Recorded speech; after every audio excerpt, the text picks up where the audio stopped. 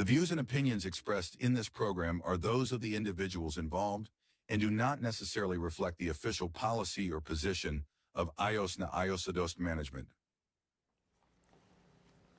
Isang agham na ramdam na hapon po sa ating lahat. Sama-sama na naman po tayo para sa panibagong episode ng Ayos na Ayos sa Dos Season 4. Ito ang programang maghahatid sa inyo ng mga makabuluhang kwentuhan patungkol sa siyensya, teknolohiya at inobasyon. Kayo ay nakasubaybay sa DOST Central Luzon Facebook page, sa Radio Agri 90.1 FM, ang official radio station ng Philippine Center for Post-Harvest Development and Mechanization o PhilMec, at sa Access Network Community Channel. Ako po ang inyong lingkod, Dian Briones, at samahan nyo kami tuwing Lunes alas 3 hanggang alas 4 ng hapon para sa ating makaagham na programa. Sama-sama po tayong muli para sa isang oras na punong-puno ng kaalaman hinggil sa mga teknolohiya at inobasyong hatid ng Department of Science and Technology or DOST. Ako si Lorraine Custodio, ang makakasama ninyo sa ating talakayan tuwing Lunes ng hapon. Muli kaming narito para sa inyo ang weekly dose of knowledge and good vibes. Dito lamang yan sa Ayos na Ayos sa DOST Season 4. Bago po tayo magsimula ay nais po naming batiin ng isang agham na ramdam na hapon ang kagalang-galang na Regional Director ng DOST Central Luzon, walang iba kundi si Dr. Julius Cesar V. Sicat. Binabati rin po namin ang aming mga Assistant Regional Directors, ARD for Technical Operations, ARD Romy, ARD for Finance and Administrative Services, ARD Belen, and ARD for Field Operations, ARD Maricel. Ang aming mga Provincial Directors, pati na rin po ang lahat ng staff ng Regional Office and PSTOs ng buong DOST Central Luzon. Binabati rin po namin ng isang agham na ramdam na hapon po ang lahat ng bumubuo ng PhilMec sa pangunguna po ng kanilang Director 4 na si Dr. Junicio G. Alvindia. Kasama na rin po ang buong team ng Radio Agri. Nais din po naming batiin ang buong team ng Access Network Cable Television, pati na rin po sa lahat na nakikinig at nanonood po sa atin ngayon sa ating Facebook Live. Isang agham na ramdam na hapon po sa inyong lahat. Ayun po, isang agham na ramdam na hapon po. Mag-recap muna po tayo para sa episode 2 po last week ng Ayos na Ayos sa DOST ay nakasama natin si Engineer Ray N. Mariposque from DOST Metals Industry Research and Development Center. Naipakilala niya po sa atin ang isang technology na develop nga ng MIRDC in collaboration with PhilMec. Ito po yung rice transplanter attachment. Isa itong cost-effective na agricultural tool na dinesign para maging attachment sa common hand tractor. At dahil nga po sa efficiency na dulot nito ay hindi lamang labor costs ang nababawasan, kundi pati na rin yung planting time na syempre ideal ito para sa small to medium scale Filipino farmers. Di ba, partner? Yes, tama ka dyan, partner. At talaga nga namang cost-effective dahil hindi lamang iisang tao yung pwedeng gumamit nito. And nabanggit din last week sa ating episode sa rice transplanter attachment, no, na ina-address specifically yung aging farmer. So, from 14 daw, sabi ni Engineer Mariposque, from 14 na manggagawa para matapos yung transplanting operation ay magiging kaya na lang kapag meron tayong sa tulong ng rice transplanter attachment kahit dalawa. Kumbaga si tatay farmer and si anak ni tatay na farmer ay pwede sila yung mag-collaborate para matapos yung transplanting operation sa kanilang farm. So, ibig sabihin, aside sa, ina-address natin yung aging farmer, yung labor cost, very labor cost effective yung ating attachment. And of course, pwede rin itong pahiramin or ipahiram through renting kasi syempre medyo mataas yung initial capital, pero compared sa ibang transplanting attachments ay mas malaki pa rin talaga yung katipiran nitong rice transplanter attachment from DOST MIRDC, no? So nabanggit din ni Engineer Ray na in case naman merong masira o papalitin na doon sa mga parte ng attachment, ay madali lang makahanap ng replacement dahil locally available doon po yung mga kagamitang pwedeng gamitin. And of course, para hindi mahirapan yung ating mga local fabricator, mas pinadali nila yung proseso. Kaya kumbaga, kayang-kayang gawin ng ating mga local fabricator in case na merong magkaroon ng sira or may aberya doon sa ating attachment. So, napakaganda ng innovation na rice transplanter attachment talaga. Talagang tatak, nasasabi mong tatak DOST yon, yung innovation na yon. Tama. Kaya naman para sa episode natin ngayon ay pag-uusapan natin ang isa pang inobasyon na DOST developed din. At gaya nga ng mga na-feature natin sa ating mga past episodes ay gawa na naman ito sa isang local material na abundant sa ating bansa, ang kawayan. Dahil nga sagana ang kawayan dito sa bansa natin ay meron tayong Executive Order number 879 Series of 2010. Sinasabi rito na dapat ay at least 25% ng desk and other school furniture sa public elementary and secondary schools ay gawa sa bamboo. At syempre, di ba, kapag may problema, may solusyon ang DOST dyan. Yes. Developed by the DOST Forest Product Research and Development Institute o DOST FPRDI at funded ng DOST Philippine Council for Agriculture, Aquatic and Natural Resources and Development or DOST PICARD, ay naglalayon ang proyektong ito na ma-enhance ang bamboo usage sa Pilipinas as per the mandate nga from Malacanang. At isa itong furniture piece na pwedeng maging upuan, lamesa at kama. Made from durable engineered bamboo, ang innovation na ito ay dinesign to provide elevated sleeping, seating, or study spaces for evacuees during disasters. Wow, talaga namang napakaraming gamit. So, multifunctional and very eco-friendly yung project na yan, yung ating innovation na yan. So, nakaka-excite naman malaman kung ano pa ba yung pwede nating makita dun sa Silyang Pinoy, no? So, kaya naman para po mapanood or magkaroon ng background yung ating mga listeners and viewers, narito po ang ating audiovisual presentation po. Makita po natin sa screen. Bababa sa 16 ang patay sa pagbayo ng Super Bagyong Rolly. Magnitude 6.3 earthquake struck Calatagan, Batangas this morning. At least 29 people have died and dozens more are missing. Another landslide in the Philippines. This latest disaster took place in an Naga district on the central island of Cebu.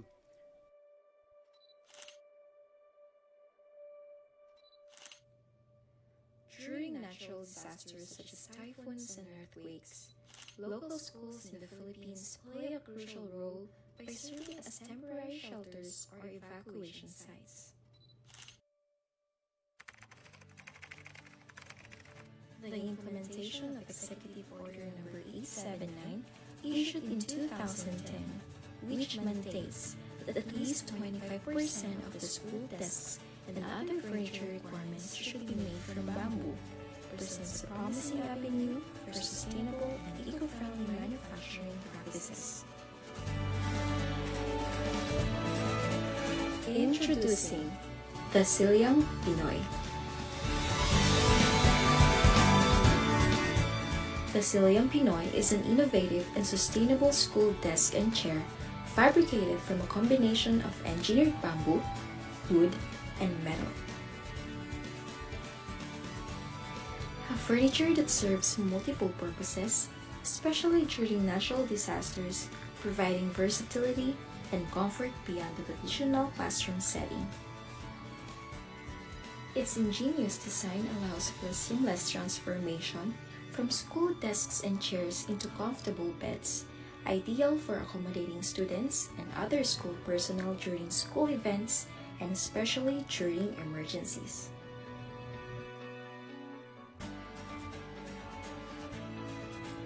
This set of furniture is designed for easy conversion, requiring no special tools or expertise, thereby ensuring a quick response to emergency situations. The Silyang Pinoy is fabricated at the Department of Science and Technology, Forest Products Research and Development Institute, or DOST FPRDI, and undergoes testing for strength and durability at the DOST FPRDI Furniture Testing Center following the PNS ISO 7173-2006 standard. Let's continue to support initiatives like the Silyang Pinoy and reaffirm our commitment to preserving and promoting bamboo and other natural resources to empower us to create a better and more sustainable future for our nation. Ayun, so napaka-cool. Napaka-cool po nung innovation from DOST FPRDI.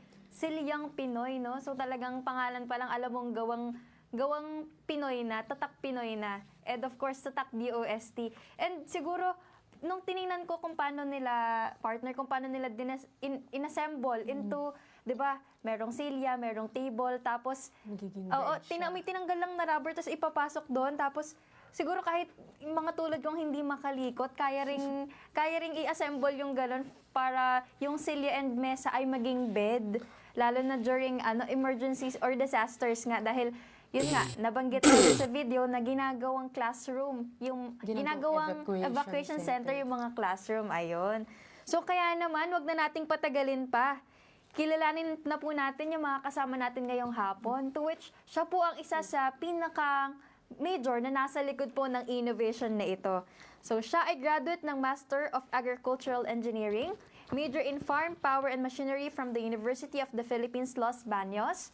He is currently involved in establishing forest product innovation centers sa buong Pilipinas, which will serve as venues for hands-on training, product testing, technology transfer or tech transfer, and applied research on forest-based materials. So last but not the least, siya rin po ang nag-lead sa development ng Silyang Pinoy, which is a multifunctional school furniture made mainly from engineered bamboo na pag-uusapan po natin ngayong hapon. So kilalanin po natin ng Senior Science Research Specialist from Technology Innovation Division mula sa DOST FPRDI. Walang iba kundi si Engineer Edward Paul S. Marasigan. Good afternoon po, Engineer. Good afternoon, Ma'am Dan and Ma'am Terry. Ayun po. So, kumusta po kayo, sir, ngayong araw po, bago po yung ating interview? Okay naman. So, inaantay ko lang yung interview natin yan sa Silyang Pinoy. And we're very excited to share to you the Silyang Pinoy innovation.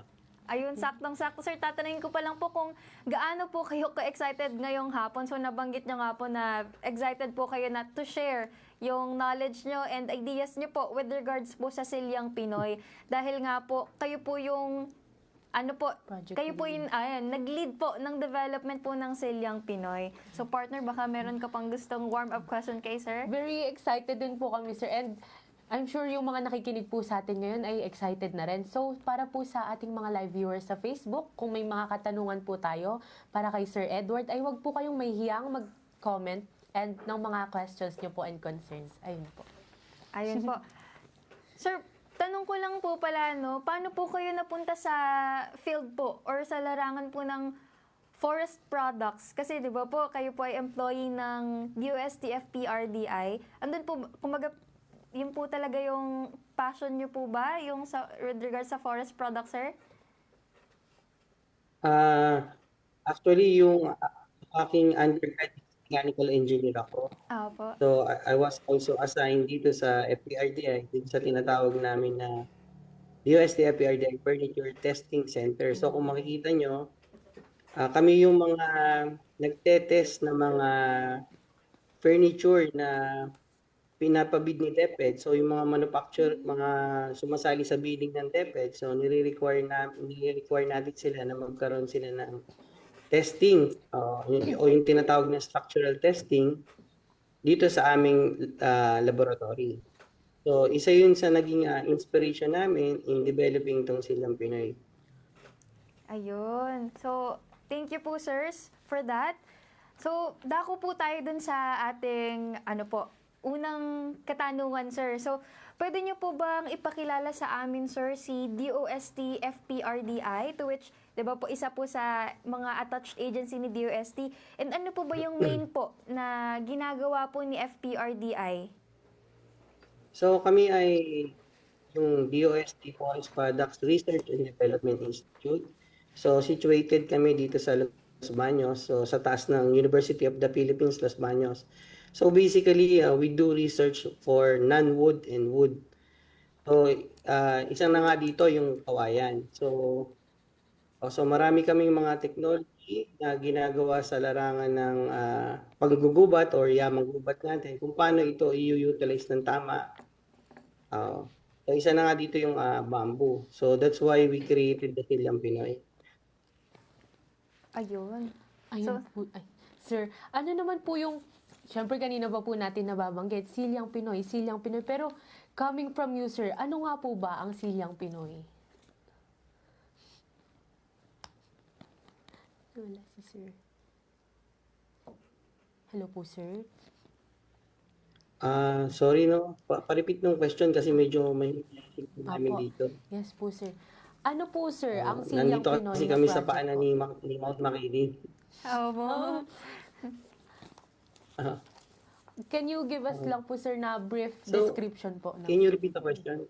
Yung Silyang Pinoy po, sir. Ano po ito, sir, yung project po na ito?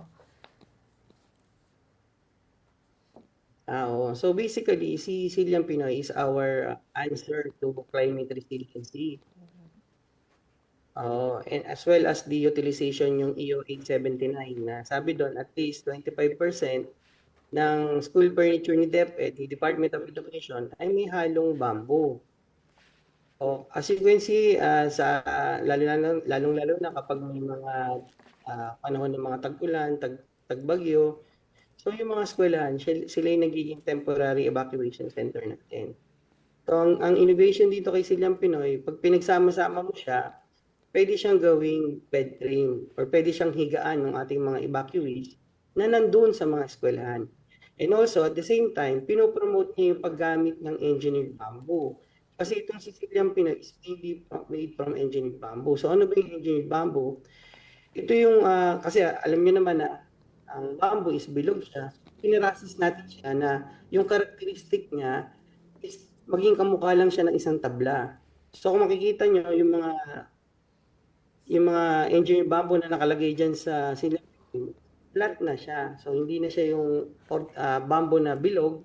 So pinarasis natin siya. So meron siya mga procedure para maging engineered bamboo. So yung engineered bamboo na yun yung ginamit natin as raw materials dito sa Silyang Pinoy. Okay po. So, nabanggit nyo na nga po yun, engineer. So, ano po yung, dahil nabanggit nyo nga rin po na mainly po, with regards to climate resilience, ina-address po natin yan, ano po? Dahil, given po na yung mga classroom natin ay nagiging pansamantalang, anong Tagalog na? Evacuation. Ayun, evacuation na during disaster. So, ayun po, ano po yung pangunahin pong layunin po ng innovation na ito aside from that po, sir? Pinopromote natin yung paggamit ng bamboo sa school furniture ng DepEd. So, ibig sabihin, kung gagamitin ni DepEd yung Pinoy, so yung mga farmers natin o yung mga local industry na may trabaho or may paggamit ng kawayan, mabubuhay natin sila. Kasi meron silang product na gagawin. Ito na nga si Silyang Pinoy. So yung ating mga SMEs na gumagamit ng mga kawayan, so meron silang pagbebentahan o meron silang gagawin. So in-empower natin yung ating local bamboo industry by making a product like Silyang Pinoy. So bali meron po palang tatlo po, parang based po dun sa nabanggit niyo po, parang tatlo po yung main po na ina-address po ng innovation po natin na Silyang Pinoy. Number 1 po yung in terms of climate resilience po, no, na yun nga po, kayang maging from silya and mesa, kayang maging bed frame. Tapos aside from that po, yung sa EO 879 series of 2010, to which mandated po na 25% po ng mga school furnitures ay made up of bamboo. And lastly po, syempre, in support po sa ating mga local na bamboo farmer po. Ayun, kumbaga, para ma-empower po natin sila. So yun, napakaganda po ng layunin po talaga ng innovation po na ito. So, napakaganda nga ng layunin ng innovation na ito, di ba? Pero, saan naman po nanggaling yung idea, sir, na mabuo po ang Silyang Pinoy?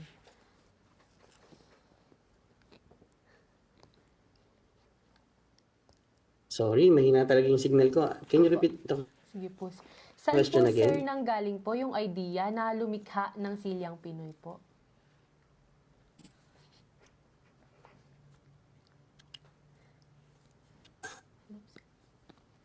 So ano po talaga sorry, medyo choppy na. Ayan. Sir, bali ito po, saan po nagmula yung idea po natin na likhain po or lumikha po ng Silyang Pinoy? Okay. So, personally kasi yung area na yung mga kapag may mga bagyo, yung mga taong bayan namin dito, pumupunta sila sa eskwelahan. Opo. So doon nakikita namin yung mga upuan nila, siniset aside lang nila sa isang tabi to give way or to give space para sa mga evacuees na displace during halimbawa may bagyo. So nakikita natin na nakahiga lang sila sa karton, tapos yung mga furniture nandun lang sa isang side. So ano yung pwede nating itulong sa kanila at the same time na hindi natin tinatanggal yung or yung gamit ng isang school furniture. So, nilagyan natin siya ng added function. So, ito yung mga naging inspiration natin to create the Silyang Pinoy. Para makatulong tayo in a way na masisigurado natin na yung mga evacuees, meron silang may higaan na tuyo, nakaangat sila sa lupa, at safe sila na gamitin kapag kailangan nilang gamitin yung mga eskwelahan as temporary evacuation center. So, imagine mo, kung sa buong Pilipinas, yung mga public schools may Silyang Pinoy, so yung mga tao na nangangailangan ng higaan, so meron na agad silang magagamit at walang kailangan special tools kasi madali lang siyang i-transform na nakita naman natin dun sa mga video. And also, itong Silyang Pinoy, dineploy namin ito sa sa daycare natin dito sa DOST Central Office. So ang ginawa naman ng mga bata, instead na also ginagawa rin nilang higaan during their nap time, ginagawa naman nilang stage yung Silyang Pinoy. So pag pinagsama-sama nila, so ginagawa nilang stage, doon sila nag-conduct na kanilang mga extracurricular activities doon sa stage na gawa sa Silyang Pinoy. Wait lang. Thank you. Nai-imagine ko po yung mga batang nasa ginawang stage po yung Silyang Pinoy, no? Sobrang multifunctional po pala rin Opo. talaga. Tapos, opo, gaya nga po ng nabanggit nyo po, no, na kasi minsan po, yung mga eskwelahan na ginagawang evacuation center, hindi naman po palaging, hindi naman natin may ensure na talagang hindi babahain yung mismong room, yung mismong classroom po. Kaya nakita ko nga po na, kumbaga, pag ginawa siyang bed, aside po sa hindi na siya kukonsumo ng space aagaw ng space sa paglalagyan ng bed, siya na yung mismong magiging higaan po nila, no? And of course po, yung, kumbaga, elevation po niya, kahit bahain, kumbaga, kahit siguro mga 1 dangkal, 2 dangkal, kaya pa rin po, kumbaga, nakaibabaw pa rin sila, kaya pa rin umibabaw ng mga gamit nila. And mismong yung pagtulog po nila ay kung hindi sila abutin ng baha. Kaya napakaganda po ng nung pinakang function po and yung design din po nung ating Silyang Pinoy. So, sir, Oo, actually maraming beses na namin itong ipinal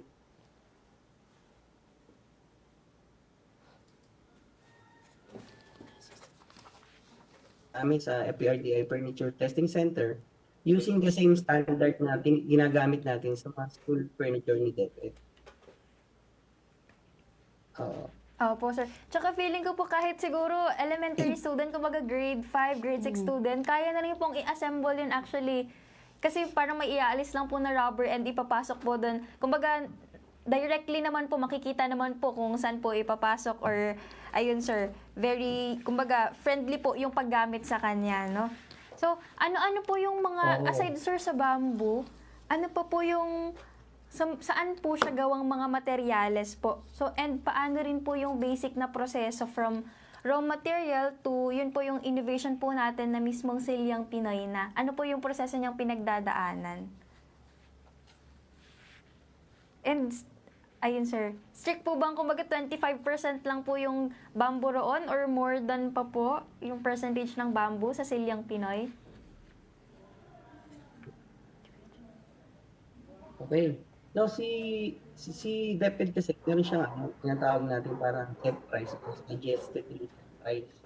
So, yun yung, kasi as we all know, yung production ng engineered bamboo right now sa Pilipinas, medyo mahal siya. So, we introduce different raw materials to compensate the set price ni DepEd. So, para kapag ginawa si Silyang Pinoy, yung manufacturer niya, may tutubuin pa. So, gumamit tayo ng mga bakal, yung mga square tubing dyan. And also, we also use composite board such as plywood. O, kasi pag ginawa natin si Silyang Pinoy na pure bamboo, mahal na siya. So, hindi na siya, kumbaga, hindi na siya afford ni Teped bilhin. Oo. Opo, sir. So, So, kung tinatanong mo naman na 25%, yun ay ano, kumbaga, halimbawa, kung ang susupply ni DepEd ay 100 na chair, dapat yung 25 doon ay bamboo. Hindi siya doon sa chair na Material. tinutukoy mo na dapat 25% ng material niya okay is po. bamboo. Oo. Pwedeng ganon. Oo, sir. Yes, yes. Get, sir. Yung po, akala ko po, kumbaga yung sa Silyang Pinoy, parang 20, yung mismong upuan po, dapat at least 25% made up of bamboo. Yun pala, kumbaga, yun nga po, gaya po na nabanggit nyo, out of 100, merong 25 dapat na ano po, made up of bamboo. Okay. Yan po, Oo. na ano. Pwede ganon. Pwede rin yung sinasabi mo, ma'am. Opo. Na kailangan, kasi mahirap siyang i-measure. Opo, totoo, Kasi sir. kung tatanong mo, kung paano mo siya i-measure yung 25% dapat bamboo doon, so medyo mahirap siyang i-measure. Opo. Basta as long as na hindi kalampas doon sa set price ni DepEd, walang problema yan. Hindi rin naman sinasabi doon na dapat yung bamboo mo is pure engineered bamboo. Dapat may 25 na may pitch ng bamboo. Okay Opo. po. Okay, gets po, sir. Thank you po sa clarification. Ayun po, sir, nabanggit nyo nga po na mas mahal po pag, kaya hindi po siya pure bamboo, no, sir, kasi mas mahal nga po pag pure. Sorry po, sir. Naririnig nyo na po ako, sir? Oo, medyo Ayun po. ano lang mahina yung signal. Okay po. Ano nga po ba, sir, yung engineered bamboo, and paano po ito naiiba sa yung common na bamboo na ginagamit? Siyempre, baka dami na po tayo nakikita ng mga furniture na gawa sa bamboo, pero paano po naiiba yung engineered bamboo and sa ibang furniture nga po na nakikita po natin na common? Oo. Thank you for the question. No? Kasi yung bamboo, naturally, bilog siya. Oo. So, gumawa tayo ng mga processes para i-transform na yung pagkabilog ng bamboo, magiging same na siya ng isang tabla. So, magiging flat na siya. Oo. Ang ginawa natin doon, meron tayong mga processes, yung bamboo, hinati natin to small slats. Tapos, pinagdikit-dikit natin siya, nilagyan natin siya ng glue, in-apply natin siya ng pressure and heat para maging flat na siya. Oo. So, yun yung engineered bamboo. So, yun yung kaibahan niya sa ordinary bamboo. Ayun. So, ayun po, sir, gaya nga po ng, napag-usapan na po natin yung engineered bamboo. So, ano po yung pinaka-challenging po na part sa pag-convert po from bamboo to engineered bamboo, sir? Kumbaga, meron po ba tayong mga specific po na machine na ginagamit na pwede pong i-adapt po ng ating mga local fabricators po? Oo, dito sa FPRDI, we also do local mga machine. Like meron ako na hot press na ginawa. O kasi kapag yung mga machine, siyempre imported yan, so mahal. So meron tayo dito sa DOST FPRDI, so naggagawa tayo ng mga local made na machines for processing engineered bamboo. So ang importante kasi dyan yung hot press na tinatawag, ma'am. Kasi yung mga glue na ginagamit natin in production in producing engineered bamboo, meron siyang nire-require na tamang init. So kailangan yung glue na yon is ma-applyan mo siya ng init and pressure para tumigas siya. Opo. Yun. Okay po. So, kumbaga yung isa po sa pinaka-main or pinaka-importanting part or crucial part po yung pag-hot press po, no? Yes. Dahil, ayun po, kailangan po niyang ma-flatten through hot pressing. Opo, Yes. yun. So kung sa madaling maintindihan, yung kawayan binak natin, tapos nag-form tayo ng mga patpat, tapos pinagdikit-dikit natin siya, nilagyan natin siya ng glue, tapos pinarest natin siya na may init. Para yung glue tumigas. Tapos pagtigas niya, yun. Yun yung engineered bamboo word na sinasabi. And then bahala ka na kung anong purpose kung gagamitin yung engineered bamboo. Okay po. Yun pala. Sobrang precise pala, no? May specific. Tapos, ayun po, sir, may comment po tayo dito from Sir John Kenneth Saracho po. Good afternoon po, Engineer Edward, Ma'am Dian and Ma'am Lorraine. Good afternoon po, sir. Isa po sa mga successful cradle projects namin sa Pampanga ay si Sir Edward din ang project leader. From PSTO Pampanga po siya, sir. And more power po sa DOST FPRDI. Ayan po, Thank hello you po, Sir Kenneth. Hello po. Nasa Kenneth pala yan.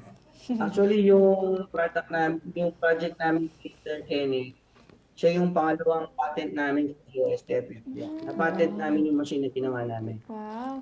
So basically, yun ay nagtitreat ng wastewater naman kasi alam naman natin na sa Region 3, marami kayong pagagaling na furniture maker.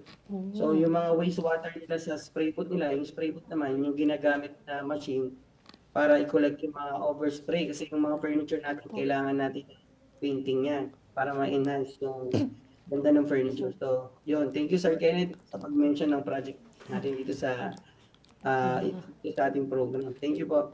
Wow, baka pwede rin po natin yung ma-feature dito sa program po natin, Pwede. sir. Mas maganda yun kasi timely yan dyan or di ba yung Region 3, Central Luzon, marami yung mga furniture industry. So maganda rin i-promote yung aming technology ngayon na ako din naman yung technology developer. Wow. See you po agad sa next episode, sir. Bubuk na po natin yan, sir.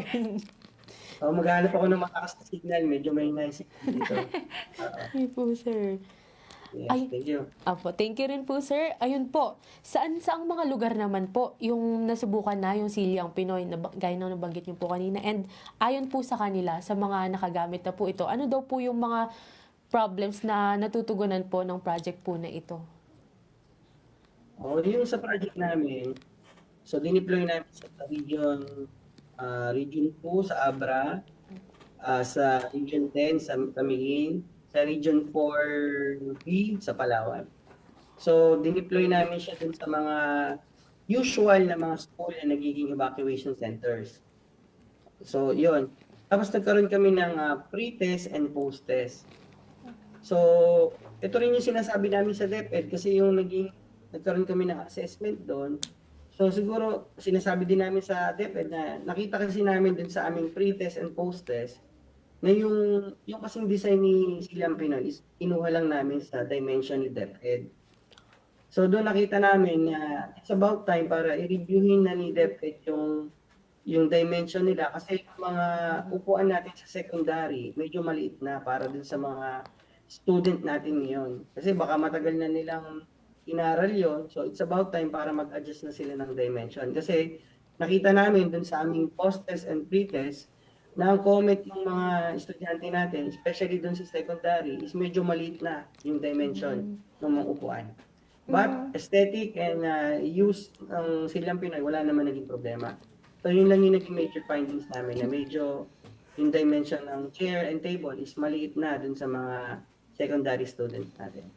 Oo nga naman po, sir, no? Kasi kung pareho po yung dimension kay elementary at secondary, kumbaga sa secondary po, yun yung puberty stage. Kumbaga marami ng development, lalo na yung sa size po and sa height, sa weight and height po ng mga estudyante natin. So, yun po, buti po ay na-address po natin yun, ano, sir? Yes, oo. Opo. Actually, yung ginawa natin sa Silyang Pinoy is specifically for elementary and secondary. So, naggawa tayo ng design na para sa elementary at para sa secondary.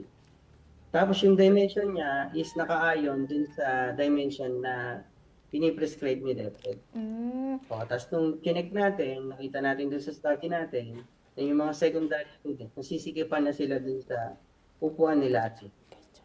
So nire-recommend namin yung sa DepEd na tingnan nila baka need na nilang i-revalidate yung dimension ng mga school furniture din, especially sa mga secondary students. Opo.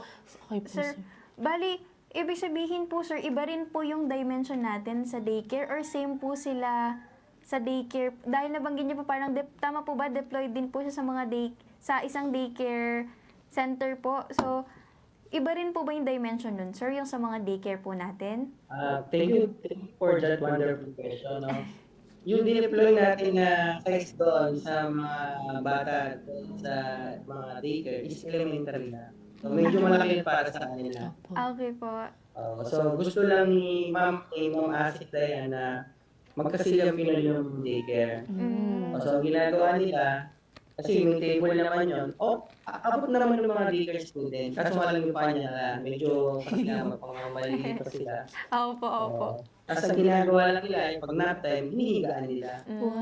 Opo. Tapos nagiging stage din pag nga yung mga may mga activity sila. Parang nakaka-relate po ako dun sa hindi po abot. Pag yun sa bus po, hindi ko po, yung height ko po kasi hindi po abot yung mismong tapakan ng bus. Yan, Baka ganun. yung paa nila. Opo. Ayun po, sir. Speaking of size po, sir, and yung sa kapag ginawa na pong bed yung Silyang Pinoy, sir, ilang mga tao po ang kaya niyang i-accommodate? Yeah, thank you for that wonderful question. Ulit, ang galing mo question mo. So, yung kasing pinakita namin dyan sa video is para lang yun sa double bed. Kasi kung limited lang yung Silyang Pinoy prototype natin, so pinakita lang namin doon na pwede siyang gawing kama. But then, nasa sayo niyan kung gusto mo 3, 4, 5, and so on, walang problema yun. So, kung ang tinatanong natin ay yung space, so unlimited dyan. Kung marami kang Silyang Pinoy, marami mo siyang pwedeng pagdikitin. Yeah. Sa nakita po namin, sir, parang yung dalawang upuan po at dalawang lamesa, parang kaya po yung dalawang tao, no po? Depende rin naman sa size ng tao. Pwede siya sa double bed. Yung dalawang tao. Opo, opo. Ayun. Sir, yun po, gaya nga po ng mga nabanggit na po natin, no, sa size and sa ilan po yung capacity. So, na-mention na po natin. In terms of sustainability, sir, and yung tibay po niya, masasabi po ba nating comparable po ba siya compared po sa mga regular po na upuan po na ginagamit po sa mga classroom? And in terms of shelf life din po, sir, for sure po, kumbaga nagkaroon na po kayo na-test na rin po ito ng FPRDI, no po? So, itatanong lang po namin kung gaano po katagal yung estimated shelf life po ng ating Silyang Pinoy. So, maganda rin question niya, no? Maganda kasi sa Silyang Pinoy, ako compared sa plastic na school furniture, pag nabali yung paa niya, hindi mo na yung magagamit. Pag nabali yung likod niya or anything na nag-crack dun sa plastic, wala na yun. Si Silyang Pinoy, kung nasira lang sa kanya, yung kagaya yung rubber coating na wala siya, yun lang yung papalitan mo. Halimbawa, yun naman yung likod, halimbawa siya yung nagka-damage, yun lang yung papalitan mo, na totally papalitan mo siya as whole.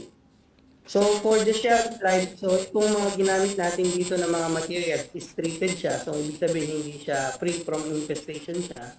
So, as long as na Silyang Pinoy is na-maintain natin, so it can last for a long time. So, walang problema din sa shelf life niya. Compare sa plastic, lumulutong, kumukupas, nag-iiba yung itsura, si Silyang Pinoy hindi. Kasi yung mga prototype namin na nandito is more than 4 years na siya, ganun pa rin yung itsura niya. Opo.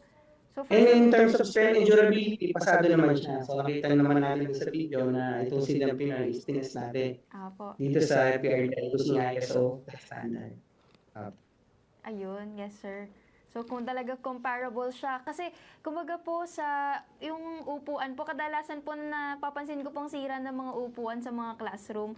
Pag halimbawa, siguro na marami ng load na nabuhat yung upuan na yun, biglang pag umupo ka na maninang upo, natatanggal po yung isang paa. So pag natanggal na yung isang paa, wala na, hindi na po magagamit, i-junk na yung upuan o yung upuan na gawa sa plastic. Ano po, sir?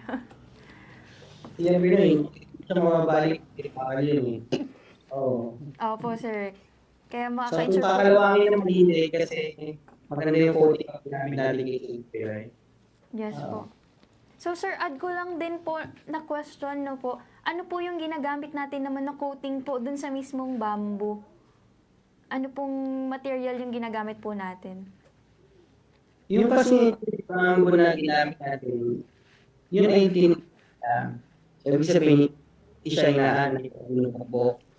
So ngayon, yung pagka-tintab naman niya, wax lang yun. Yung floor wax. So kasi nakahoy siya, parang alam niyo yung mga lumang Floor, opo. ano tawag dito? Mga sahig po. Yung sahig na pinofloor wax natin, yung bata tayo kasi bata, yun, ako kasi mga inabot ko pa yung nagpo-floor wax sa school eh. Ewan ko kung inabot niya yan. Inabot pa rin po So yun namin. lang si Silyang Pinoy. So pinofloor wax lang siya para maging makintab. So yun lang yung maintenance na naging ano ni Silyang Pinoy after namin i-deploy. Oh, okay po. So, yung pala, kumbaga, madali lang hanapin yung pampakintab kay Silyang Pinoy. And, ayun po, yung sabi nyo nga po, no, yung pinoprotektahan from anay and bukbok. Wala siya kasi related siya eh. Kasi yung mga kinakain ng anay, yung starch dun sa bamboo, wala na. Hindi na siya pupunta ng bukbok. Opo. Kasi pag nasimulan na po ng anay, yun talagang tuloy-tuloy na po, no? So, kung walang start, so wala ring masisimulan yung mga anay, kaya hindi siya prone sa pagkasira from Yes, mga ma'am. anay. Ayun, napakaganda nga po nung, ayun, kanina sinasabi pa ni Sir, napakadaming magandang features nitong Silyang Pinoy and qualities. And Sir, curious lang po kami kung may mga awards and recognition na pong natanggap itong Silyang Pinoy. Locally and international. So, noong 2024, nanalo ito sa Seoul Invention Fair sa Korea. So, pinasend ko siya doon. So, nagkaroon siya ng Silver Prize Award. Last year naman, pinasend namin ito sa European Bamboo Expo. Kasama yung aming director, si Doc Lico J. Cabangon. So, pinasend din namin itong si Silyang Pinoy. And also, this year, pupunta ako sa Spain. Wow. I-present ko rin kung Silyang Pinoy. Sa June, i-present ko siya. Literal po ng malayo na yung narating, sir, ng Oo, Silyang marami Pinoy. yung Silyang Pinoy kasi maganda talaga yung innovation niya. Opo. Ayun, sir.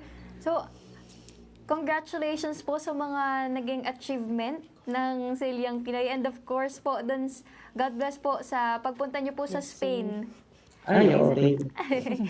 So, sir, ano po yung mga naging, aside po sa mga nabanggit natin kanina, no? Ano-ano po yung mga other contributions po ng innovation na ito in terms of supporting and promoting local products po ng Pilipinas? Oo, kasi yung target talaga namin, basically kasi si Silyang Pinoy, parang kolorong pa siya sa DepEd. Kasi yung design niya, wala pa siya dun sa design box. Pero once na itong Silyang Pinoy is napasama sa DepEd, na yun yung ginagawa namin yun. So marami na kami stop meetings na mapasama talaga si Silyang Pinoy sa design roster ng DepEd. So once naging legal na yung design ni Silyang Pinoy sa DepEd, so magiging demand driven siya. So national na yung scope niya.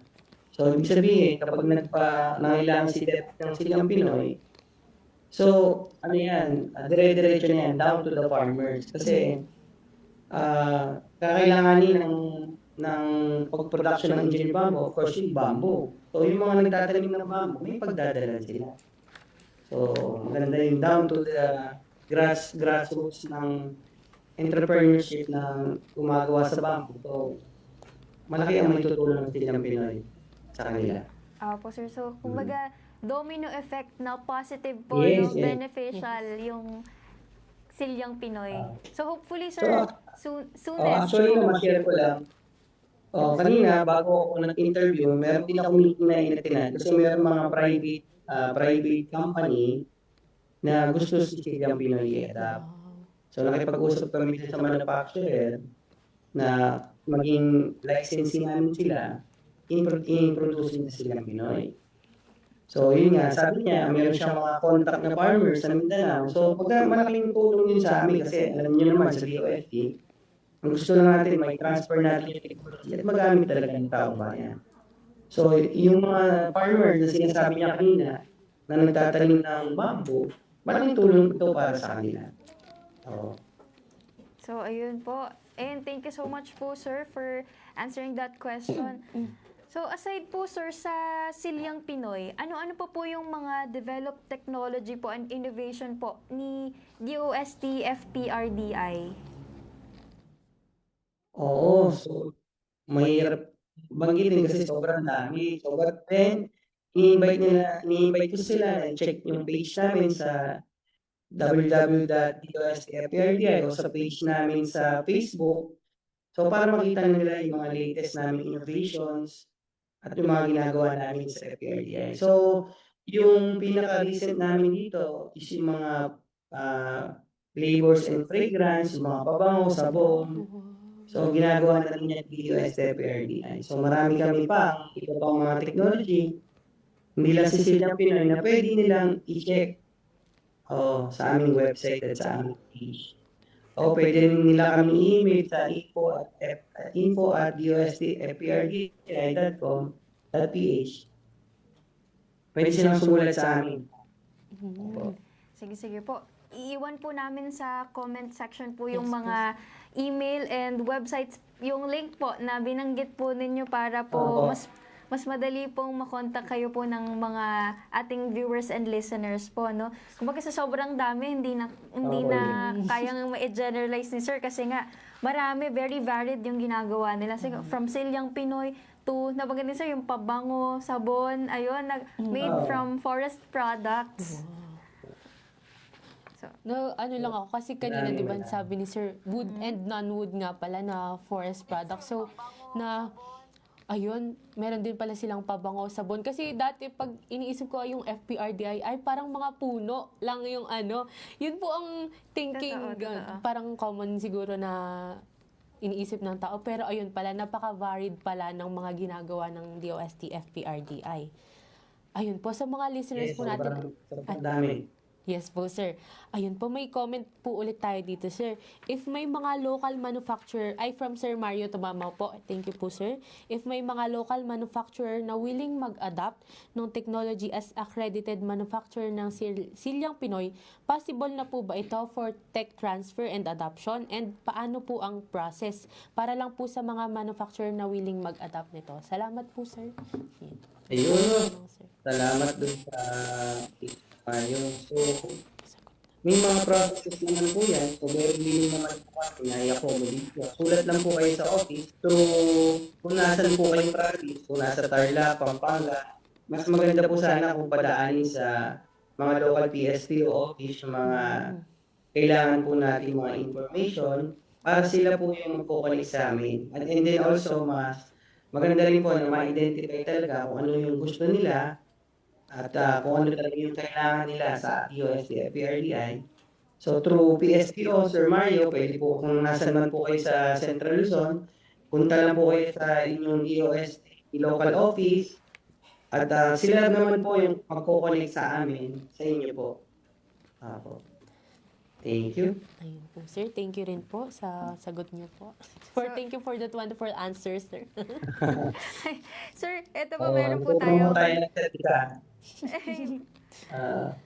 Engineer, meron pong question dito. Curious lang po ako, engineer. Sa pag-design niyo po nito, gumamit po ba kayo ng mga CAD software or specific engineering standards para masiguro po na earthquake-proof o matibay po ang structure nito kapag ginamit na po as bed sa evacuation centers?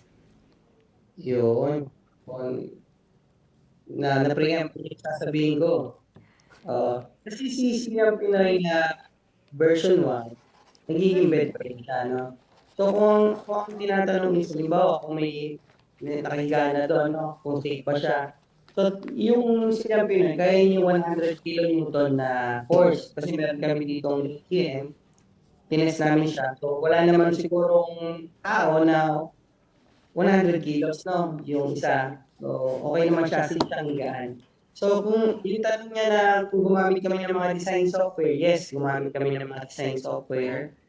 Para dun pa lang sa design page, makita na namin yung mga flaws or dapat namin i-improve dun sa aming design. No, so ipopromote ko na rin yung magiging future ni Silyang Pinoy. So right now, meron kaming tinatawag na Silyang Pinoy version 2. Yung Silyang Pinoy version 2 naman is para naman siya sa earthquake. Oo. So, pwede naman siyang gawing protective shelter or protective barrier na mga student. Oo. So, pwede naman siyang gawing, hindi po kayo sabihin dito kasi baka tawag dito. Hindi, ako, ipapile ko kasi siya ng IP. Okay, sir. Okay po, Opo, sir. opo. So baka maging Opo. yung, nakalimutan ko yung term eh. Hindi ko pwede sabihin. Basta yung Silyang Abangan na Pinoy lang po namin, sir. version 2, pwede siyang gamitin sa earthquake. Wow. Sa mga Yung kasi yung una, kapatid naman na yan, okay na yan, nakapile na yan na nagiging bed siya. So yung version 2 naman, pwede siya sa earthquake. Ayun. Wow. So, meron palang So, abangan niyo yan.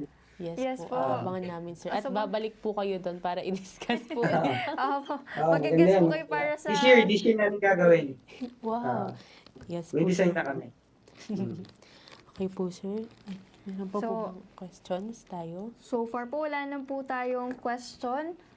So, yun no, yung pinaka napulot ko sa mga nasabi ni Sir, yung tatlong purpose niya kung bakit nila naisip din yung Silyang Pinoy, yung ina-address ng Silyang Pinoy. So, unang-una nga ron in terms of, ayan, alam naman natin na ang Pilipinas, lapitin ng bagyo, dahil katabi natin yung mga karagatan na kung saan na-perform yung iba't ibang, yung mga bagyo nga. Kumbaga tayo yung pinakang shield ng buong, parang buong mundo kasi tayo yung unang pinupuntahan ng bagyo. Doon nga na-form. So, yun, in terms of, dahil alam nating lahat na ang classroom ay ginagawang pansamantalang evacuation center. So, yun, kumbaga ina-address through Silyang Pinoy, na-address yung climate resilience kasi nga, kumbaga, hindi lang siya nagsaserve as silya and mesa, kundi nagagamit natin siya na para maging bed sa mga evacuation center. And yun nga, yung sa EO 879 series of 2010, kung saan kailangan na yung mga furniture natin, mga school furniture, ay at least 25% made up of bamboo. And lastly, yung to empower the local bamboo farmers na kumbaga meron silang bamboo, nagtatanim sila ng bamboo, so magagamit and ma-utilize yung kanilang mga itinanim para sa use ng mga, specifically mga bata and yung mga evacuees natin in terms of disaster. Yes. Para sa akin naman, I think less on the technical aspect. Feeling ko itong Silyang Pinoy, syempre nasa pangalan na nga Silyang Pinoy, I think it highly reflects what it means to be a Pinoy. Wow! Kasi syempre, napakadaming ang uses nito. Parang napapakita dito yung pagiging innovative nating Pilipino. Tapos ito, ginagamit siya para sa evacuation center. Maaari siyang maging upuan, yung higaan nga. I think it shows the resilience nga ng mga Filipino in the midst of yung mga calamities na lagi nating na-encounter. Ayun po, sir, napakaganda po talaga ng Silyang Pinoy. And ayun, ang galing po na nire-represent nyo po ito globally. Ito pong gawa Lalo natin. na si Sir yung nag-lead ng si Sir development talaga. ng Silyang Pinoy, no? So, very honored po na kayo po ang na-interview namin ngayon.